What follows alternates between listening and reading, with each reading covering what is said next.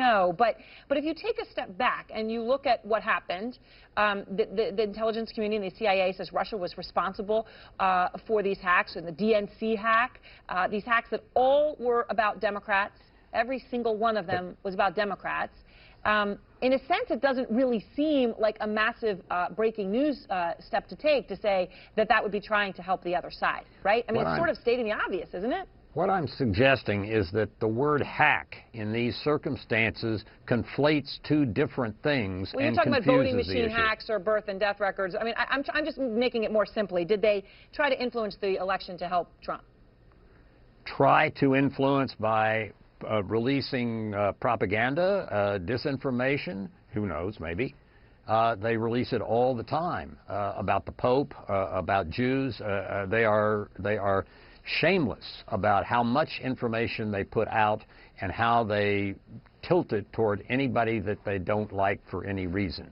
It's a very nasty national characteristic that the Russians push on with this disinformation. So, Ambassador, are you worried with the bigger picture of what Trump's trying to do here, right? So he is discrediting the CIA.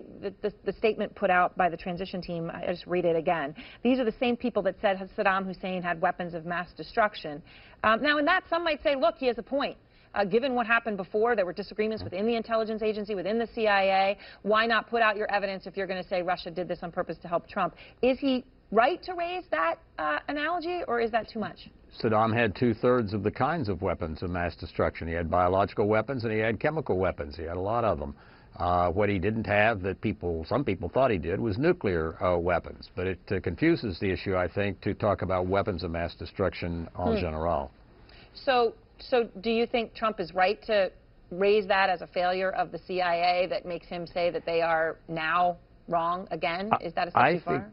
I think he has a fair point in stressing the importance of getting political campaigns to focus on truth and on debates on the issues rather than on the lies that one side may generate, or both sides in different ways.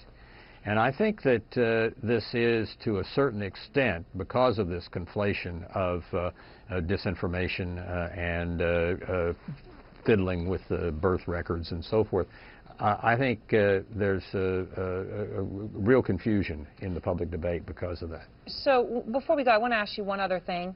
President-elect Trump being criticized for not receiving the daily briefing, something that they're saying George H.W. Bush may be getting more details now because you're allowed to get briefings as an ex-president than Donald Trump is getting.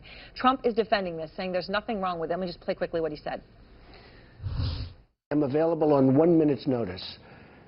I don't have to be told, you know, I'm like a smart person.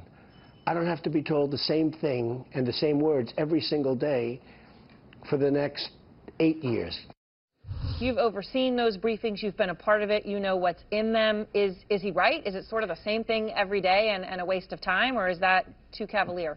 More than one president has taken his daily briefings differently than having somebody sit there and brief him. Yeah. I didn't sit there and brief President Clinton. He wanted to read the briefing. He's a speed reader, and he would write notes to me in the margin sometimes. Different presidents do this different ways.